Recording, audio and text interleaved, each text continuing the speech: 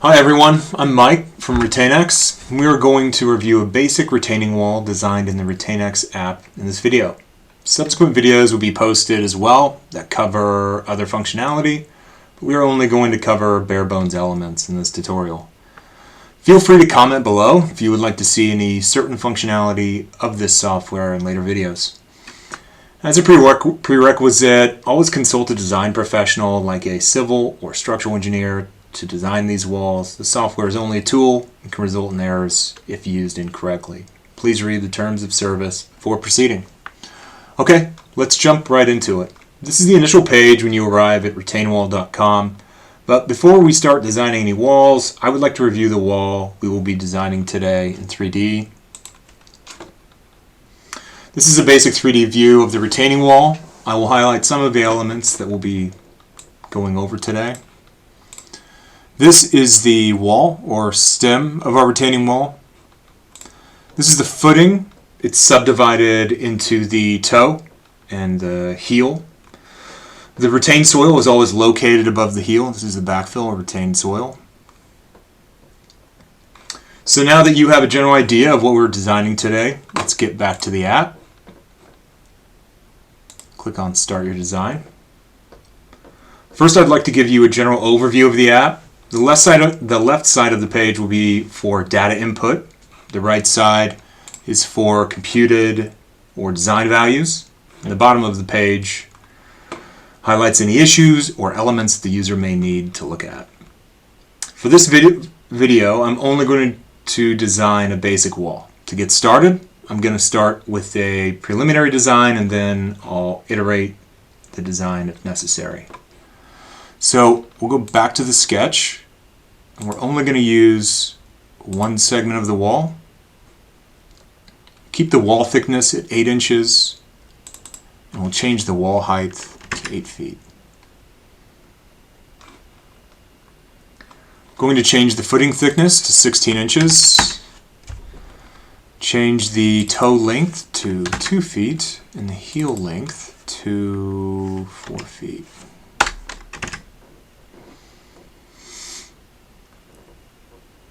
We're not going to be using a key in this example, so we can zero out those dimensions. All of these dimensions I just entered are shown on the right in this sketch, just to easily verify designing the wall correctly. For the soil values, we will change the soil height to 7.75 feet. We will keep the soil height above the toe at 1/2 feet or 6 inches. As shown in the sketch. The soil is not sloping for this example, and we will change the bearing strength to 2000 psf. Then let's change the soil density to 120 pcf. Next, let's click on the Loading tab. The main force on a retaining wall is the lateral force from the soil. There are 3 typical methods for determining lateral earth pressure for retaining walls. The equivalent fluid pressure method, the Coulomb method, and the Rankine method. We'll just use EFP for this example. The values below can be taken directly from a geotechnical report of the site in question. You can use the minimum values and design codes, or you may use engineering judgment to find values or other values from other geotechnical references. Since this is just an example, we'll use 30 psf for the active EFP and keep 100 psf for the passive pressure. We're not going to ignore any soil above the toe in this example. Many times a certain amount of soil above the toe is ignored due to unconsolidated soil created from frost heave or other actions. For the friction coefficient, we will keep it at 0.4, and we're not going to consider any cohesion. Again, this is a simple example, so we're not going to review surcharge loads or loads added from the water table. It's the same with vertical force on top of the wall or any loads caused from seismic events. I will link some geotechnical resources in the comments below where some common soil values can be found as well, just for your reference. Next, I'll click on the Materials tab. 150 PCF is common for a concrete density, so I'll just keep that in our Materials section. I'm going to change our concrete compressive strength to 3,500. And our typical steel modulus is 29,000 KSI, so I will keep that. Now we'll design the reinforcement or the rebar in the wall. We can see on the bottom of the screen that the required moment is larger than the design strength, or put more simply, the wall cannot resist the bending at the base due to the given loads. We can either increase the width of the wall or increase the amount of steel reinforcing per foot of wall, and there's a few other things we can do as well. In this example, we'll just increase the amount of rebar per foot of wall section, and we'll do that by decreasing the spacing. So we'll change the spacing to 8 inches on center, which then removes that error. If you go to our Elements tab on the right side, go to the base of stem, we'll see that our ratio is under 1, which means that our wall has the capacity to resist that soil lateral pressure.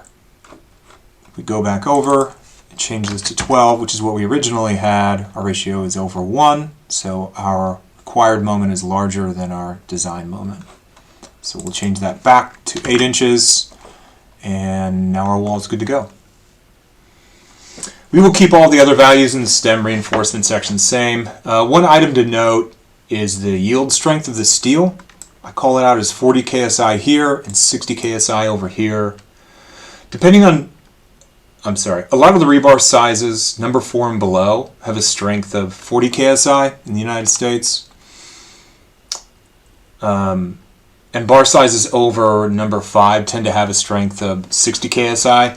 Just be sure to check the yield strength per bar size with your rebar supplier. Next, we will move to the heel and toe section. If you see down in these error boxes, you'll see that the code minimum for reinforcement has not been met by the provided reinforcement. All that means is we need more reinforcement per foot of wall. Depending on how you lay out your reinforcement in your wall as well, the rebar in the stem will usually align with the rebar in the footing, or your rebar in your heel and toe reinforcement anyway. It's just a design and construction preference to keep in mind. You can see the reinforcement layout in our sketch.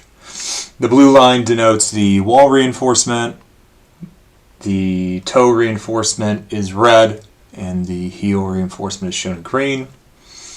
Since we are getting warnings about the steel in the heel is not sufficient, we need to increase the amount of steel per foot length anyway.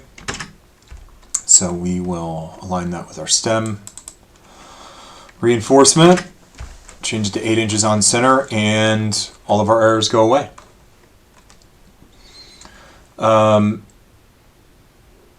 We don't have a key, so that reinforcement is not applicable. We will now move on to the Advanced tab. We won't get into the options section in this video, as these values will take some time to discuss. I will make a subsequent video for those items. Moving on to the factored loads. These factors just list the strength factors for the concrete design. These values are pulled directly from the ACI 318. The factors of safety are listed below, which are taken from the 2018 IBC, and these are also typical factors of safety for retaining walls per most geotechnical resources. So our wall design is complete, and we don't see any errors below, but you always want to check the design values to be sure it's an adequate design. So we'll start with the Overview tab on the right. This shows our general overturning, sliding, and bearing pressures. This is not a global stability check, which is a more site-specific check that this application doesn't analyze, and just a more in-depth check that you can review in the geotechnical resources. You can see the overturning, sliding, and bearing pressures, and then those factors off to the right. And then below that are the individual concrete elements of the wall for the stem, heel, and toe. Those list the moment and minimum area of steel ratios, and those look all okay. Then we'll click on the Sketch tab, which looks good. Move on to the Overturning tab, which just displays the in-depth, in-depth overturning values, which you can look at. And then the Bearing and Sliding tab just also reviews the general bearing pressures and thrust values for sliding. Diagrams tab shows the moment shear diagram of the wall.